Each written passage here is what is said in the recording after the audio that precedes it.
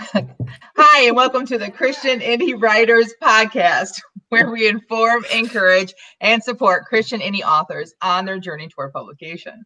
I am Jennifer Carl-Tong, and I write historical Christian romance. I'm Christina Catan, and I write dystopian fiction. I'm Jamie Hirschberger. I write short fiction under the pen name J.R. Nichols. I'm a contributor to WritingShorts.net. I'm Rhonda Hagerman, and I write fiction and nonfiction. Good morning, ladies. We're live. Good morning. We're live, and you look pretty darn good for being halfway through Nano. Yeah. I still have some hair left. Yeah. And maybe some of us aren't halfway through Nano yet. Well, technically it's the 15th. So we are halfway through whether our projects are there or not, but time-wise, we are halfway through. All right. So this time, every week on our podcast, we spend some time catching up with one another in a segment that we called What's Up? So let's continue to do that. And we're going to start. How about you, Jamie? What's up with you? What's up with me? Literally, men on my roof are up. So if you're hearing a little bit of banging and clanging in the background, I sincerely apologize. I hope my microphone will kind of close some of that off. And I might kind of disappear if you see my screen just kind of turn into something else. It's because I'm dealing with someone who's rung my doorbell, and this is a live podcast. So instead of trying to reschedule when the roofing is finished, I just opted to jump up if I need to. But you know you're an adult when you're excited about a new roof. It's going to change the whole look of our house. I'm so happy that this investment is something we can see instead of plumbing or electrical or something like that that needs to be done and costs a lot of money, but you don't get to see it. So I'm really happy that this investment, protection of our investment, is going to actually also improve the look of our home. So I'm super excited about that. What about you, Tina? What's up with you? Well, I took the week off of my regular job and just been focusing on writing. Going on a retreat this weekend with my daughter, so I'm looking forward to that. And yesterday was my birthday, and I got to see my granddaughter. That was my birthday present. And socks. I was going to say, you know you're old when you get excited about getting socks on your birthday. I don't know about the new roof thing, but socks excited me. So, but yeah, that's about it. I'm plugging away at Nano. I'm ahead of the game, so I'm happy. All right, what about you, Rhonda? Well, I've been trying to write. My cousin got married this weekend, so that took away a big chunk of my weekend writing time, but it was wonderful. She looked fabulous, and we're happy that I'm happy I got to add a new person to my family tree, so that's always fun for me.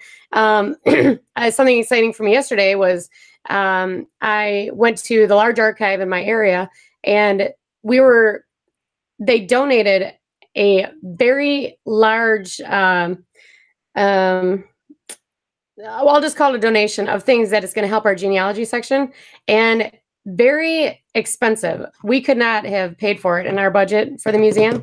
And a gift to the museum is a gift to me. So, I'm thrilled about that. I'm still flying high about that. As soon as we're done here, I'm going to look through as many of them as I can. So. This is really interesting because I got a new roof and Tina got new socks and Rhonda got new documents or whatever for the museum. Yep. Jennifer, did you get any gifts this week at all? Except for the gift of a muddy dog? That's what I was going to say. I got a muddy dog.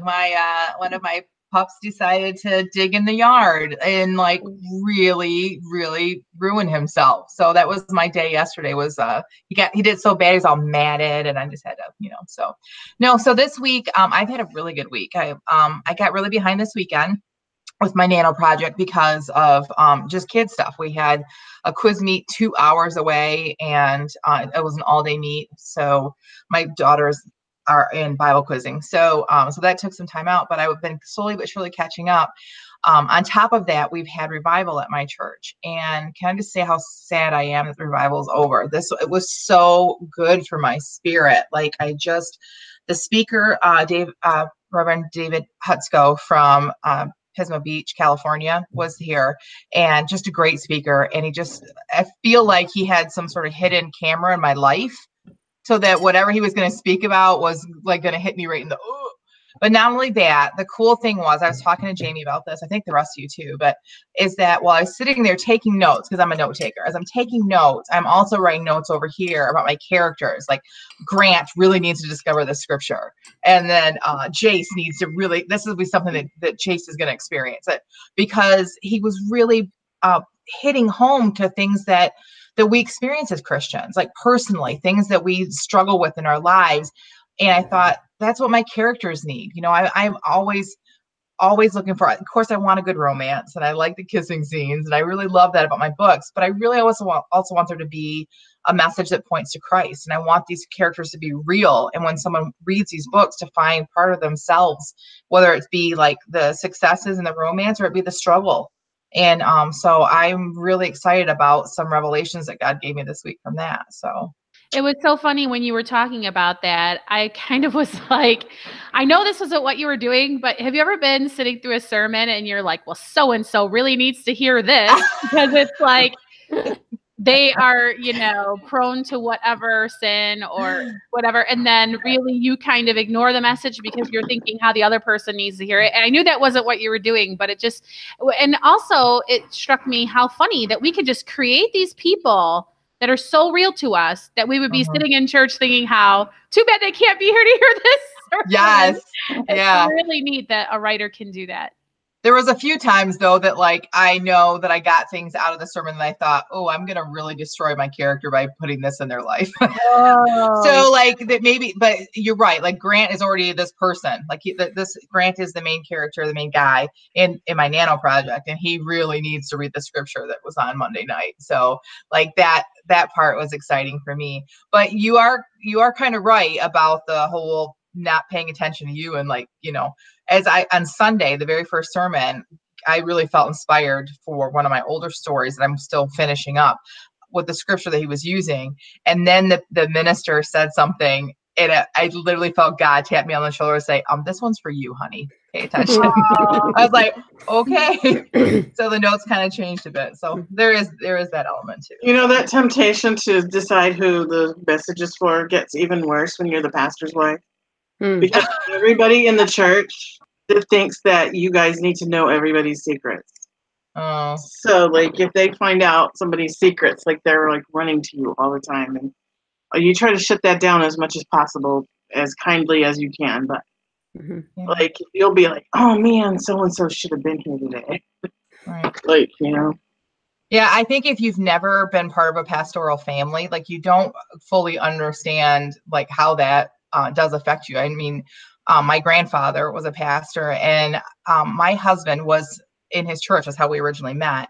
And he grew up under my grandfather's ministry. And he remembers so many more sermons than I do. And he's like, don't you remember when your grandpa was doing this series on and blah, blah, blah, blah. And I think back and I'm like, I don't remember it because he was my grandpa. You know, and so like, oh, of course he can't be talking to me. I wonder who he's preaching at today. You know, probably as an arrogant teenager, that's probably what I was experiencing with that. So, but yeah, I know that as a pastor's wife, that is tough because you do know more than what you wish you knew. Yeah. So. Well, good stuff, ladies. All right, it is week 2 of our NaNoWriMo of 2018, and it is officially today, the 15th, which means we are officially halfway through.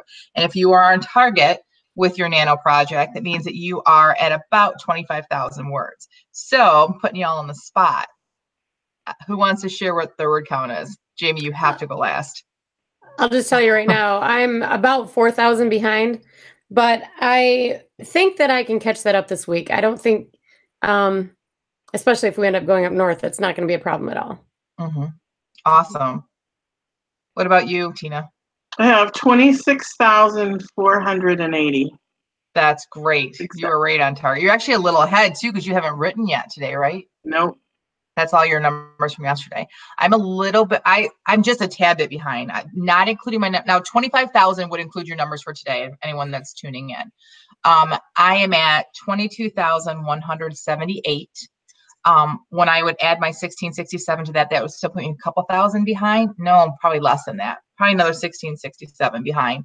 So I can easily do that today. Yesterday was an almost 3,000 word day. So, all right, Jamie.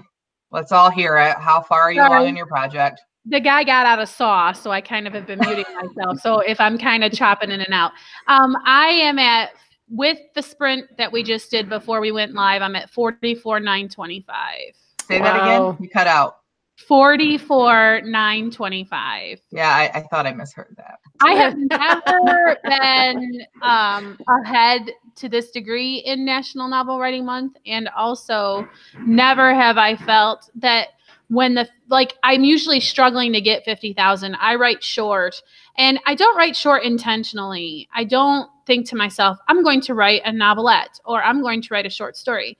I get a story and I tell it until it's finished. And for the most part, they've been just smaller ideas that I want to convey. I've never been compelled to write more about X, Y, or Z. I have a story and it's told. This story is growing beyond, I think, the scope of 50,000 words, which I think is what is making it easy for me to write so prolifically on it. It's just a big thing to be telling.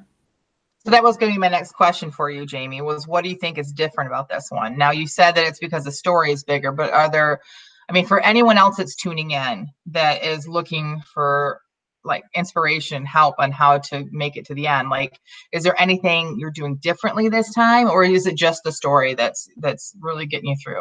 You know what? I know I'm a better writer than I've been every year. Basically, I practice, and this year I've been writing 500 words a day. So as far as actual doing the work of it, I already have a discipline in place to where I don't go to bed unless I've written. So it was good to already be feeling that way. I'm not going to go to bed until I've written. And then when you take that, that I've been doing since June 1st, so it's been several months of that's just how I live now. And combine that with sprinting with friends, it's just, I think, made a difference as far as being able to get there sooner. But again, in past years, I've been kind of padding to get to 50,000. So I can't really speak to if any of those other things that I say have been as helpful as just the discipline already of writing every day and the story is bigger. I think that's a really good point, because of the four of us, I would say you are the most committed to the writing every day. And of the four of us, you are the farthest along in your project in Nano. So I think that, like, if we were to look at it like from a scientific perspective, like the science probably shows that the practice of writing will make you a better writer. I mean, well, more prolific. I mean, if you read what I submit for the postcast, I can dump out a bunch of words. It's really interesting too, because if you know you can write at a certain pace, so whatever your pace is that you're hitting for National Novel Writing Month, for most people, it's way more than they typically would write in a month. Whether they get to 10,000 words or 20,000 words, it's a month of like, I can't believe I did that. Right. So once you know you're capable of that, then you have to be like, well, how does that translate into the real world and how I really live? And what can I do when it's not November, and fit it into my life in a normal sense instead of making it something that's so consuming in my brain, and still be creating good writing, because I like to kind of write clean. I don't really do sprinty inner editor is locked up kind of stuff when I'm writing my 500 words. I try to write 500 words that I believe will need minimal editing at the end of them. Do you know what I mean? Like, I don't sit down and just dump out words onto paper for the most part. And so what will that look like once NaNoWriMo is over? Now that I know I can do 1,200 words in 25 minutes, does that mean I should hold myself to 1,200 words every day? Well, that would only take you 25 minutes. Well, 25 minutes of just word dumping on the story instead of craft. So right. Plus, you have to marry the two things together. You marry together the fact that you have been practicing the writing every single day, but you also have the story. Like you said at the very beginning, is that this is a story that lends itself to having longer to be told. It takes longer to tell it, and you prepped for this more than maybe you have in the past, or at least mentally you knew where the story was going. So don't you think they have to go hand in hand? Because if you were to just do 1,200 words every day, but not have a story in mind, then that would make it a whole lot more difficult. I would say that. I will tell you though, just so people don't get the wrong idea, I was terrified going into this NaNoWriMo because I really didn't know kind of where that story was going. I remember the first day that we sat down to sprint and Jen said, well, you've had to write this story for a month. So of course everybody has thought about their beginning hook. And I'm like, I didn't think about a beginning hook. Like I've got a woman slicing pineapple at the sink because I didn't think about how I was going to actually say once upon a time, blah, blah, blah. So it would not be fair to say I prepped more than I have in past years. In fact, last year I outlined in Scrivener and I put chapter headings. But then when it came time to write the scenes, it was just like, I don't even know what was going on last year. I had a really, really hard struggle.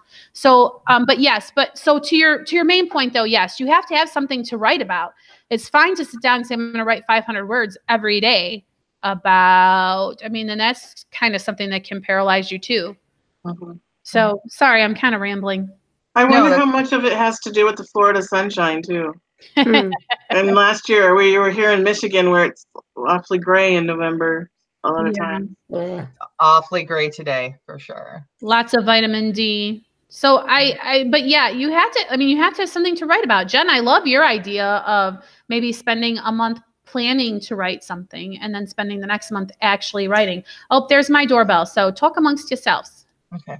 All right. So Jamie kind of alluded to a conversation we had last week, and we mentioned it in last week's broadcast, but that I am really feeling very confident about my Nano this year more than any other NaNoWriMo that I've ever participated in.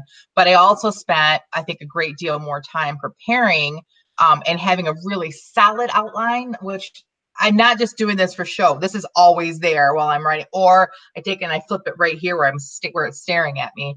But I think that taking that time, and I couldn't start the story till Nano. So lots of times I will prepare a story and then I start writing it, where Nano forced me to, well, it's not November 1st yet. So I just kept working on it, and then I would keep adding things. I kept staring at the board and be like, oh, what if this happened? And I put that on a Post-it note and I'd move things around. And so my idea for the future is I might start taking like a whole month and not letting myself write and planning that month so that when the next month starts, I'm like on a run because I'm so excited about it, which would be the opposite of what Jamie's doing, because Jamie is practicing writing every single day. And that has, like, I think really helped her with her Nano. So I guess it's just a testament to how different people write differently. Yeah, I think for me, I need daydreaming time, because my story comes out best when I have time to daydream about it. Mm-hmm. And if I'm so busy that I have no time to just sit and daydream, my writing's not as good. And it's kind of weird, but I really need to like schedule nap time and, go in my room and just daydream. There's another fairly famous author, podcaster that I love listening to, but their show is the language is very, very foul. So I can only watch it for so long, and then I have to turn it off. So I'm not going to push their podcast on here just because I don't want to offend any of our listeners. But his day, he starts off super early. Then he gets up with his kids and his wife. He stops writing and helps them. He does some more writing, and then he does some business, and then he has a scheduled nap time. When I heard that, I'm like, this is my Pete. Like, scheduled nap time? Someone just gave me approval? Yes. I had to do one of those. Well, I didn't have to, but I kept getting bugged by people to do one of those things on Facebook where you answer all those questions about yourself. Oh. You know what I'm talking about? Like, it's 16 questions. And one of them was, what's your dream job? And my answer was best-selling author or professional napper. I can't decide. So why not be both? Right. Yeah, Rhonda, how are you feeling about this month so far? I know you said you're a little bit behind, but I think that you're fine. I don't think that you're at a point where any of us are concerned about you winning Nano. So do you feel like you're about the same as you've been at other Nanos? Do you think you're being more successful this year? How are you feeling about this year's Nano? This is by far the most successful one that I've ever done before. And it's simply because I've put so much time into my outlining. Because I'm a little bit like Tina, because I need to be able to think about it. Like when we read our my one paragraph today, later on, we were given one word and then 15 minutes right then to write about it. And that was so hard for me. and you'll see. But anyway, so part of the reason You're too hard on yourself, first of all. Your writing is Oh, awesome, but go ahead. Not today. Not today. So anyway, along with the outlining, one of the reasons I'm not as far as I should be is that day before yesterday, I spent the entire day just going through my outline, reading everything, making sure that I was sticking with the outline because it's been so helpful. I don't want to find out 10,000 words from now that I've gotten too far off track. And so I will probably never write anything again without a little outline or something like that. So that's why. Rhonda, didn't you say yesterday, I think it was yesterday when we were just talking online, didn't you say that your character arc was ending too soon and that's why you revisited your outline? Can you talk about that for some people? That I think that could be very common for people, that they start writing and then all of a sudden the story is almost like coming to an end and they're like, what do I do? So how did you handle that? Yep. Well, at first I struggled with, do I make this a 25,000 word novella? Am I good with that? And I wasn't, because I wanted more of the story in there, more of another character story in there. And so, yes, I did have it ending too quickly. And I think that was my personal problem, was that the other characters were too bare bones. And so I added a second character's arc in there, where before they were just going to be a background character. And so that's how I help my individual situation. All right. Do you ever face that problem, Tina? And if so, what do you do? Most of the time when I have that problem, it's when my characters aren't cooperating. They decide to go do something that wasn't in the outline. And then I have, like, one time, well, it was my very first novel. In the very beginning, I had chosen this character to be the protagonist. No, the antagonist. And my main character fell in love with him. Like, she was not supposed to do that. So I had to find a new antagonist. So I had to go back and rethink the whole story. Because, you can't have your main character in love with the bad guy. Well, I guess you could. So then, Tina, your advice would be then just your story's changed. When that happens, your story's changed, and then roll with it and keep writing. Is that what you're saying? Yeah, I just keep going and, make changes. That's why I say that I'm a plantser. I have an outline, but it's subject to change. Jamie, to pull you. Sorry. Go ahead, Tina. Oh, Jamie, just to catch up to see, we're talking about how Rhonda had mentioned yesterday that her character arc started to end early, and so then that's why she went back and revisited her outline. So we're talking about when that happens to you, what are some of the solutions? I was going to suggest that if that happens with my characters, then I throw something at them to stop their arc. Like if you sign up for our newsletter, the Christian Indie Writers podcast newsletter, go to christianindywriters.net and subscribe. We have lots of free resources that you will get, and one of those is my romance plot sheet that I use. And you'll see on there that, like, in romance, we get them kind of close, we pull them together. Then we get them kind of close, and pull them together. Well, I do the same thing with their character arc too. Just when they're about to get to where they should be, I throw something at them that makes them, like, kind of just destroys their world a little bit. So that kind of is fun too. If you feel like your character arc's almost done, give them another disaster, give them something terrible to deal with, and then it just kind of, it's kind of fun too. It's evil. So did you guys already talk about how you're defining character arc? No. Can somebody, because like, I think I know what you're talking about, but then when I hear you talking about it, it's not what I think you're talking about. So does someone care to talk about what you mean? I would say the easiest way to say it is it's the lesson the character has to learn or doesn't learn, depending on which way the novel goes. For instance, mine, her last relationship, he wasn't specifically abusive, but she ended up with a very low, I don't like the word self-esteem, but so she's going into this new relationship, giving it a chance. And by the end of it, she's going to realize that her opinions do matter. Because basically her last boyfriend, he just was overbearing. And she just quit having opinions overall. And by the end of it, she's kind of back to her old, happy, opinionated self. Yeah, I would With- agree in a with that. nutshell. And I would say also it's how your character is going to change from the beginning of the story to the end. Like, what is the change that is going to take place?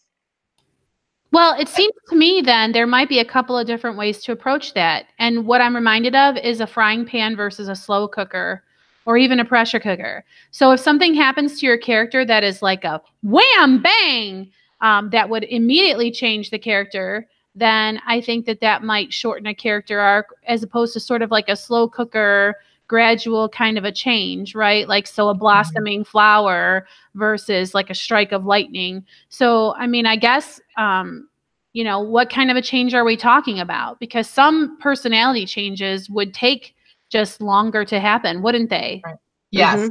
And I think that it really depends on your story and it depends on your characters. But I think that is the important thing is you have to show the change. It can't just happen. And some of the things I know, especially with you, Jamie, of stories that you've read that have driven you nuts, especially when you were doing some audio, excuse me, for some romances that you just couldn't stand.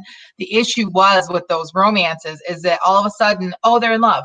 Well, why are they in love? Like they hated each other, and then all of a sudden they like each other because the author was not showing the character arc changing. This guy is a terrible, miserable person, and we're supposed to like them at the end. Well, you have to give us things of why we, like them. My character, both my characters have pretty large arcs in this book that I'm working on. Grant starts off in the story as a professor, and he spends his life trying to be something that people will judge him as being worthy. So to him, being a professional like teacher shows that he's a professional and he's made it, when that's not making him happy. By the end, he realizes, yes, he does love teaching, but he would much rather be with these orphan boys that need a teacher because he can relate to them because he was himself orphaned. So like you just see him change from this person who's so concerned with how other people see him to a person that reaches what truly makes them happy, which is like and fulfilling to them. So, but you have to show that. I had to show times when he's interacting with the children and his personality is different. And you have to show his inside. You have to show people observing him from the outside. Like you have to show these things because otherwise it's not believable. He goes from being the stuffy professor to, oh, I want to teach orphans. It doesn't work that way. It doesn't work that way in real life, and it shouldn't work that way in our novels. So. Yeah, and also, Jen, you said the word "show" so many times because I mean, when you're telling us about your book and the character arc, you are just simply saying he was this and now he's this, and it's really tricky not to get into your writing and to just start saying those things. Like, so Grant started to reflect upon how he should turn a new leaf and be this way and this way. And I think and I think that sort of like coming up with all of these instances and examples that are showing the gradual change of the person's personality is kind of really the meat of writing characters that people care about because you've been with them through those gut-wrenching experiences that most of us only have alone with God. So that's go ahead. That's Jen. good. No, I was gonna say that's a great point. The times we have alone with God, show us that with your character. Sorry, I didn't mean to interrupt, but that was great. That's pretty much all I've got. So. Okay, then you can just be quiet now. No, I'm just kidding. All right, drop the mic. We're done. Brother. All right. So that was a good discussion. So before we go into our sharing time, let's just really quickly discuss what are we looking at going forward. And within the next 7 days, when we come back, we will be in the home stretch. It'll actually be Thanksgiving. So let's talk about that. How do we prepare for days that we know it's going to be difficult to write, or maybe in fact that we just aren't going to write at all? We know the people that are listening and that are watching are facing the same thing as us. If you're an American, you've got Thanksgiving coming up and it's a big family day, lots of cooking. Maybe your plan is to not write at all. So I know that the four of us, we all have different kind of plans for this coming week. So let's talk about that. Who would like to talk first about that? Well, I could talk about that because not only do we have Thanksgiving, and then we're having like a family day in Frankenmuth the day after Thanksgiving. So that's 2 days next week where I'm not even going to be home. And I'm going on a retreat this weekend. So that's like 5 days right there. So my plan is to write extra every day that I do write. So instead of my 1666, I'm trying to get at least 2,500 to 3,000 words to make up for those days that I know I'm not going to write. And you're a prolific writer, so that is not going to be difficult for you. Someone who's watching this and who doesn't consider themselves a prolific writer could just sit down and do the math and figure out that they really don't need to write thousands of extra words a day. If they do the math of how many days that they know for sure they're going to miss, and then divide that within the days that they are going to be writing, it'll probably come out to just a few hundred, maybe several hundred more words a day, which is one sprint, right? Right. Anyone else have any advice or want to talk about what they've got planned this coming up week? Well, I'm planning to write every day, but I just want to give people, again, the encouragement, if you fall behind, don't give up on the whole shebang. So if you go through the Thanksgiving holiday and you come back to NaNoWriMo or just start even thinking about it, oh, but now I'm 4,000 words behind. Behind what? I mean, this is for you to commit yourself to finally pursuing your dreams of getting that book written. Get back to the keyboard and do what you can this November. NaNoWriMo has actually improved. I think it's an improvement where you can set your own writing goal. Now, you will not win NaNoWriMo if you only write 30,000 words, but really no one should say, I only wrote 30,000 words in a month. Right. I mean, it's really an accomplishment, and you should just get back to it if you find that you've gotten a little bit behind or even a lot of bit behind. Don't give up on your dream and don't stop writing. That's what I will say. Amen. Well, after that, I do intend to write because my goal is to get back into really good writing habits. And so that means in my writing chair every single day. And so even if I have to get up early on Thanksgiving, thankfully, the dinner's not going to be at my house, so I don't have to worry about that. So I can carve out an hour and a half and get my 1667 in. Carve out, Rhonda. Oh, that was so good. Oh, not intentional. Thanksgiving pun. Oh, goodness. We are totally stuffing this episode with all kinds of fun. Oh, that's great. I have to say though, also, I lied. I have another piece of advice. Don't hem yourself in. If you're like, I'm going to write every day before my feet hit the floor, and then you don't, well, it's okay to go ahead and write then before your head hits the pillow. Like, you don't have to say, well, I blew it, since you didn't do the thing that you promised yourself that you would do. Just do the thing now, or do a different thing and still get yourself to the same place. So I'll shut up now. Jen, you got any advice for anybody? Stick with your friends. Keep your friends close by, your writing friends, because like I said, I got super behind this last weekend. If it wasn't for these three ladies here, I would probably still be really behind.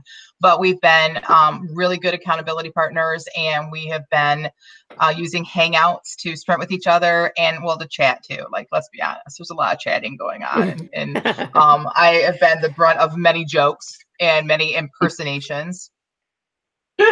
See?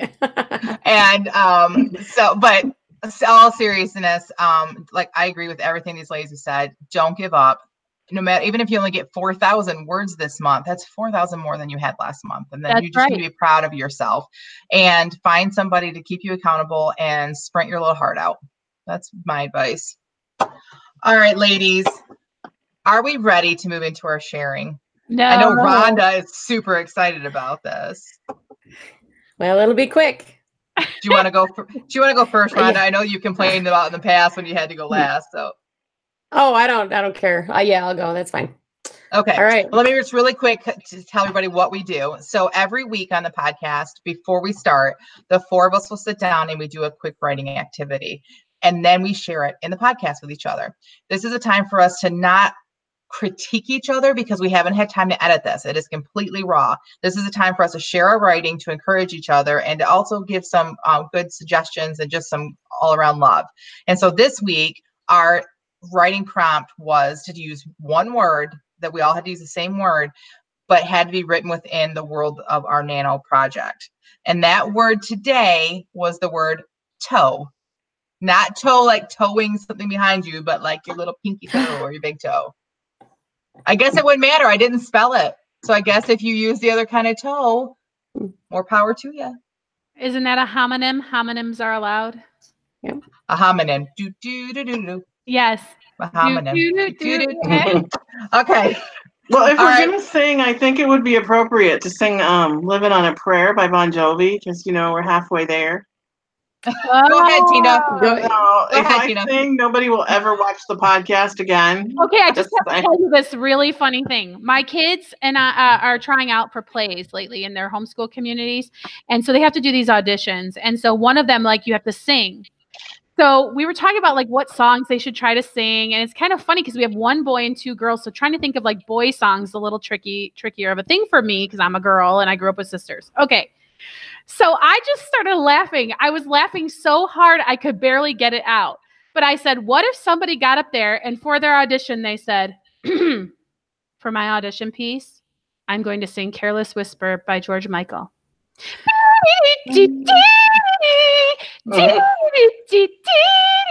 you even imagine the looks on the judges' faces if they just started to sing like the horn part? That would be awesome. Anyway, Oh my word! Let's talking about singing, and that popped into my head. Okay, Thank you, Rhonda. Thank you for that earworm. Will certainly be better than that. All right, maybe I should sing "Careless Whispers" instead. No. By the way, I did use the word toe as in piggy. Okay. Okay.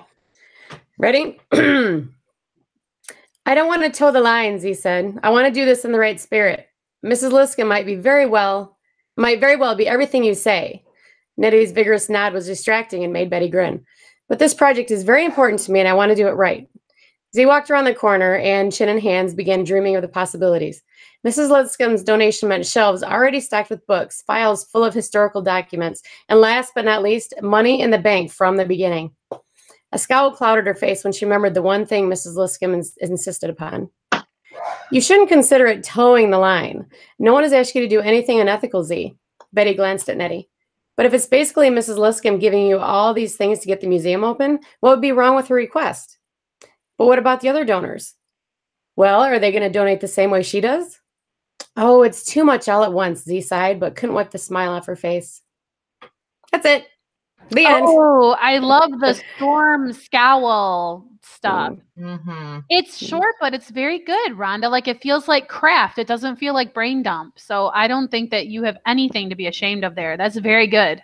Yeah, I want to know more about this donor. Just in that one little bit that you wrote, I'm like, oh, who is she, and why is she putting all these like rules on it? Like in my mind, finding out. Yeah, in my mind, she's already this like snippety little like control freak, and I love her. Do you know her? I do. I think I am her. I'm not basing her on anybody in real life. I swear. Oh, good. You didn't channel me like Tina did. Oh no! It wouldn't be you. No, I'm not. I want to know what her demands are. Me too.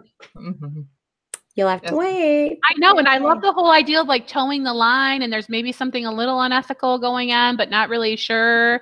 And I think that you're going to find if you explore that theme, that'll add some, some breadth to your character too, right? Like maybe she could change her mind how she feels about that one way or the other, or find some resolution with her uneasiness about the gray area. I mean, you said so much in just a few words. That was very, very good. Let me ask you a question. Yeah. Oh, let me ask you a question. Did you know that there was going to be these like rules about this? Like, did you know anything about this paragraph before you wrote it? Or did this all kind of come to you as you wrote about using the word toe? How much of it? I've already introduced Mrs. Liscombe in the story, but no, this whole thing going on here is new to me as well. So, it's sort of like Tina's characters always take over the story. This is kind of what happened here. Awesome.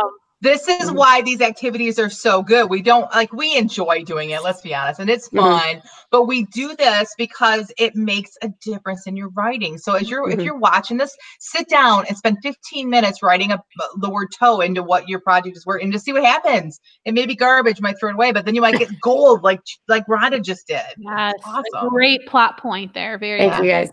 Thank you. All right, That's Jennifer, awesome. why don't you go next? Okay. I just started writing in the middle of my my chapter that I'm working on right now. I thought it's a challenge, right? Like giving us this word is challenging us. So I'm going to try to fit it into this chapter I've already started writing. So we're already probably 500 words into the chapter. I'm not going to read all that to you, but all right. So when I say he, we're starting off with Grant, the main character, the hunky professor. He's actually nerdy, but he unbuttoned his dinner jacket and stuck his hands in his pockets as she approached. He truly hated this suit. In fact, he hated the practice of changing into formal wear for the evening meal, but his mother was very old-fashioned in this. Ever since marrying Oscar and moving into the estate, she found it necessary to practice all sorts of formalities that they had never practiced while Grant's father was alive.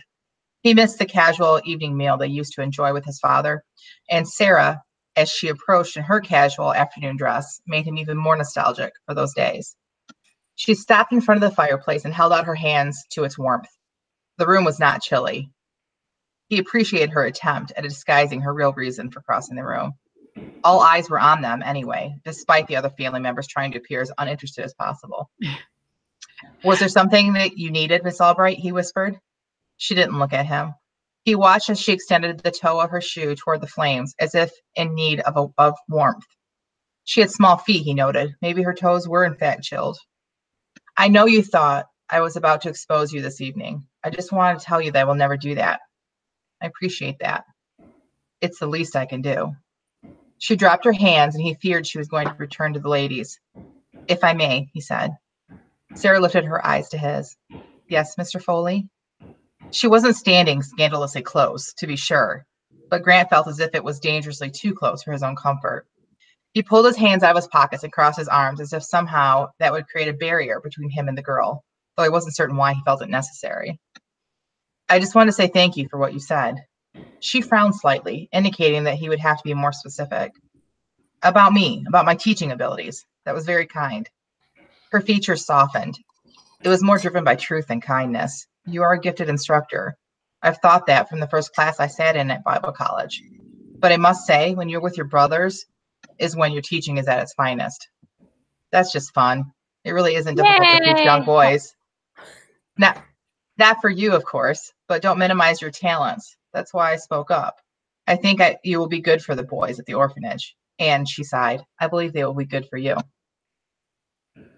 What did I do that made you say yay?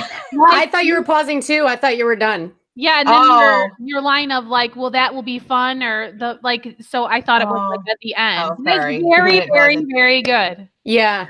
So it's obviously raw because I said some words over and over again in that first paragraph. Like I said casual like 4 times and formal like 6 times, but whatever. I mean, the gist But I is didn't there. notice that because I was just listening to the story. Yeah. Oh, good. So, me too. I didn't notice. I forgot that we were supposed to be like looking at your writing. But I saw where you put toe in, and that was great. Yeah. Thank you. Thanks. Okay. I just want to say, I would love for the fire to become a third character in the scene. You could do some playful things with like, he felt warm, but it wasn't the flames or whatever. You know what I mean? Like, right. So anyway, whatever. That's kind of a meat thing, but it's really not. No, I love that. I really liked it. And I just think that would, because you know what's happening in the scene. It's crackly, you know, and it is fiery. Right.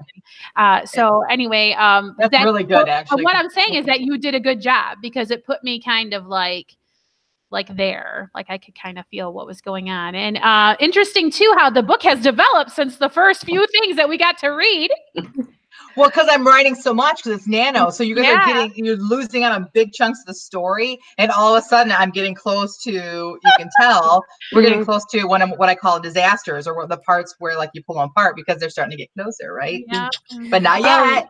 You know, Jennifer, just a suggestion, but when you submit for your postcast piece, if you want to throw a few chapters in, then I'm okay with that. I'll send it all to you, Rhonda. You can give me some feedback. All right. But I don't want you to take away from your writing, as long as reading it doesn't like take too much time for you. Yeah. Right. Oh, maybe it can be a carrot for her. You can say, I'll send you another chapter if you write 5,000 more words. I like that. Yeah, awesome. Well, not thank me. you guys. That was awesome feedback. I really appreciate that pat in the back. So, all right, let's go with you, Tina. I want to hear what you wrote today. Okay. Here we go. Rory paced back and forth between the living room and dining room, mumbling under her breath. Bella stood watching her go back and forth. Mommy, she said. Not now, Rory snapped. Go play with your toys. The little girl's bottom lip popped out and her eyelashes fluttered, suddenly wet with unshed tears. She put her thumb in her mouth and went to the couch, crawling up and pulling her blanket close to her chest. Rory felt a momentary twinge of guilt at having snapped at Bella, but the irritation... I'm sorry, I just lost my spot. The irritation at Alex was stronger, and she continued pacing. Was it really Alex she was irritated with, though? Or was it this so-called invisible God that so many people seem to be controlled by? Rory couldn't believe Alex had ruled out a relationship between them based solely on her not sharing his religion. She stopped, staring out the window with her arms crossed. Alex's cabin was behind a stand of trees. If she walked out to the dock, she would be able to see it. She thought about doing just that, in her bikini. She'd rub suntan oil on her skin and lay out and see how long his religion kept him away. She knew he was attracted to her. He'd almost kissed her. Oh! Bella pulled on the end of Rory's sweater, calling her name again. What is it, Bella? Rory asked impatiently. My toe has blood. Rory sighed as she looked at her daughter's foot, her sock off and blood pooling in the line between her nail and the skin surrounding it. You have got to stop picking at your toenails, Rory said as she made her way to the bathroom for a Band-Aid. After bandaging the toe, Rory returned to the window that looked out on the lake, continuing her fuming about Alex's rejection. How can so many people believe so strongly in something that has zero evidence of existing, she thought. As the question left her mind, she noticed the stillness of the lake. The orange and red foliage of the fall leaves were reflected on the water, snow-capped mountains framing the bottom of the sky in the distance. She suddenly remembered an encounter she'd had at the grocery store just a few days before they'd left Michigan. She'd been in the beer aisle, lifting a 24-pack into the cart, when a woman had approached her. Hi, my name is Summer, and I saw you and your beautiful daughter over here, and I was wondering if I could ask you a question. The name fit her, Rory had thought to herself. She had blonde hair and sparkling blue eyes, and there was a warmth in her face that reminded Rory of a summer on the beach. Sure, Rory had answered hesitantly. Do you know Jesus? I am not really a church person, Rory had replied, starting to push her cart forward to leave. Oh, neither am I, said the woman, moving closer and putting her hand on Rory's arm. And then the timer went off, so I didn't get to finish the... Oh, Wow, that was so good. Love the irony there. Like, too bad there's no proof of his existence. Beautiful creation. yes. Right. Well, and my intent is for this woman who I patterned after my best friend, to say to her, so she's going to say to the woman, why do you believe in this God that there's no evidence for? And she's going to say, well, look at your beautiful daughter. And have you ever looked at the sky, stars at night and stuff like that, and say, how can you say there's no evidence? So her thinking to herself, there's no evidence, and then noticing the beauty is going to bring to mind this conversation. Boy, then she's really going to be mad. Yeah. Because speaking from personal experience, when I didn't give a care about what God thought about me or my life or anything, people talking that way and me having that kind of encounter or whatever would just get me all worked up and angry. Anyway, so whatever. Maybe not your character, but I'm projecting. But I love how you're showing her arc, just like we talked about earlier in the podcast. I love how you're like exposing her inner being, and it is part of her arc. And I would love to see, I don't know what your plan is and how to end this chapter. I would love to see that after she's thought about this conversation and she's looked again outside, I would love to see her look at her daughter. Maybe her daughter's falling asleep on the couch or whatever, and I would just love some cuddle time, because as parents, we've all been there. We have all been where like our kids are just like, you just got to give mommy some time. But like I want us to love Rory, and I already love Bella. Like, and so my heart's like, oh, poor Bella right now. So I would love to see like with her arc, like it kind of, I think we'll kind of arc out the whole chapter if like she goes and cuddles with her. Like my computer came unplugged and I have to plug it in or I'll die. But keep talking. Okay, well that's basically it. That's all I had. But I love it. I love how you're showing us the inner conflict that she's having, and I'm telling you, I love this dude. Whatever Chunky Monkey, whatever it was we nicknamed him, I don't remember now. But Alex, I just love that like he is like holding to his convictions about his faith, and like I think it's so good to have male characters like that in books. So well, and I love that you're showing how she's like, I will go out there in my bikini and put on something. Yes, like she's thinking that that's going to do something to overcome his, you know, like just show the lack of understanding that she has about where he's at. That is exactly what I was going to say. I thought that characterization was fantastic. Now, can I ask a question? Did I hear that Bella is actually not her daughter? That she just took him to get her out of the situation? It is her daughter. It is her daughter. Oh, okay. All right. But I thought I loved it. I thought it was great. I like Yeah, the bikini shows a lot of her inner personality and her inner experiences with men. Like we can infer a ton from that without you saying she had always had this experience with men that blah, blah, blah. You don't have to tell us that. Just her saying that about the bikini shows so much about her. Well done. Okay. I totally agree. Thank you.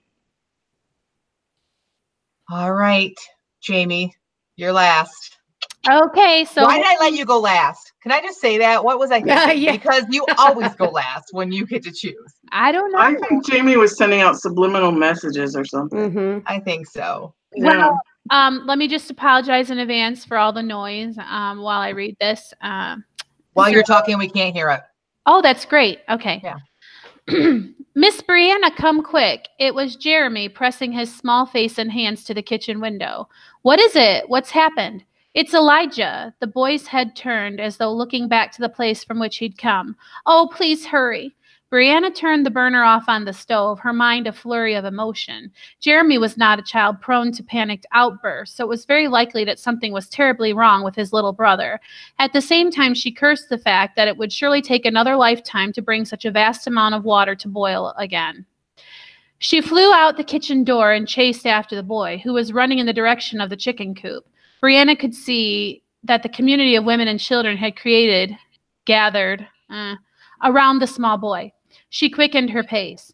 Finally, she reached the gathering crowd and pushed her way through. Jeremy was seated, leaning back on his hands. His left knee was bent in front of him. His right leg was extended, his shoe and sock removed. An angry red welt telegraphed injury from the tip of his big toe, which was swollen to the size of a golf ball. Esme and the boy's mother knelt next to him. What's happened? She demanded. I was walking over to feed my chicks when I felt something pinch my toe. It hurt really bad. I started yelling. His face scrunched up and he sucked in breath through clenched teeth. It still hurts real bad, Mommy. Brianna looked at Esme.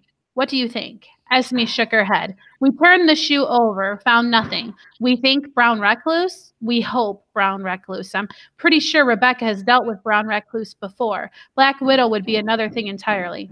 Has anyone sent for her? Brianna asked. Yes, we sent Maisie for her when we sent Jeremy for you. Could be scorpions, someone offered unhelpfully from within the crowd of onlookers. Brianna's face, already warm from the exertion of sprinting to the boy, became hotter with irritation. Come on, she said to Esme. Let's get him into bed. Mom, you come with us. She found Karina's eyes in the crowd. You stay here, she said. When Maisie returns with Rebecca, tell her where we've gone. Are you going to kill that boy?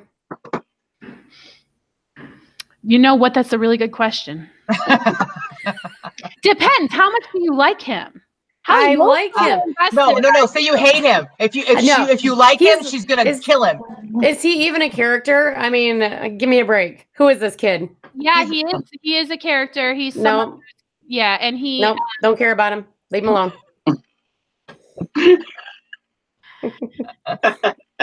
I just decided, you talk about getting stuff out of the sprints. I just decided that he calls them his chicks when I wrote this. I did have two boys, one who became really fond of the goats and one who became really fond of the chickens, but I didn't really have ages or any of that stuff kind of hammered down yet.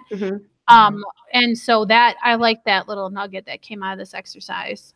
But otherwise, the general idea was planned or a thought before this? It was sort of a vapor in the air that I had to have some things happen in this little community of people to kind of make them care about each other.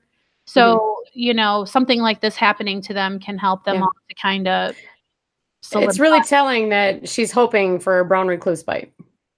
Yeah. I mean, you know, okay, and here's another challenge with NaNoWriMo. You're not sitting there doing a whole bunch of research or anything. Right. And I'm like, well, I could have someone get bitten by a rattlesnake. I'm like, or could I? Because like, would that mean you're dead? Unless someone thought to have venom, anti-venom or whatever. So yeah, it's just really interesting how it's like, you kind of just wing it during nano and go figure out the details later. Right. But you at least have the bones of it, right? So then you can go back later and look and decide like, oh, okay, if it's a small enough rattlesnake, it'll be painful and could be dangerous, but he could still survive. Or if it is a scorpion or whatever, you can figure that out later. And but the whole point is to get the words in the paper. So I know that Las Vegas is a thing, but where is this? Where is their camp or their compound? Western Kentucky. Okay.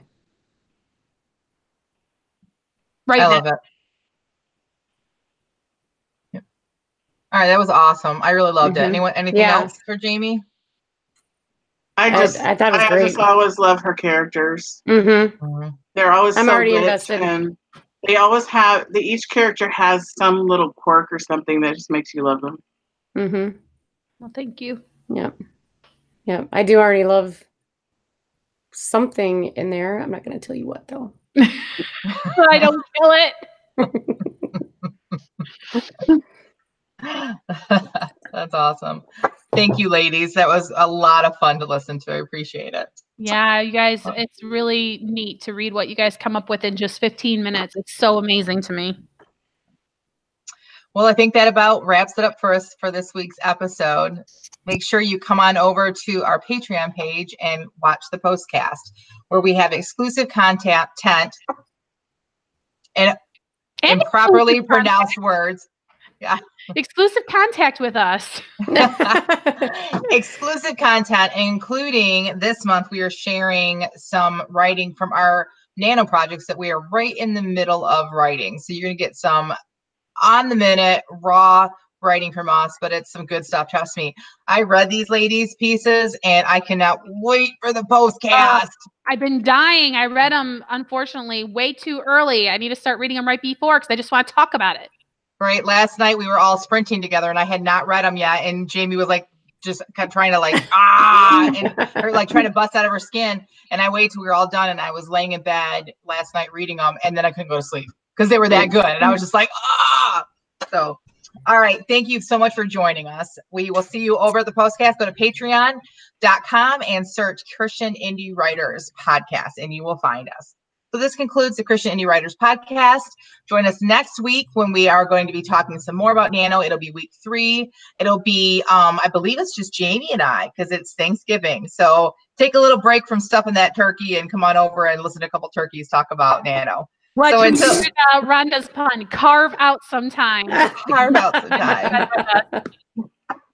So until next week, may your pen be prolific, may your deadlines be met, and may all of your words honor Christ. Bye. Bye. Bye.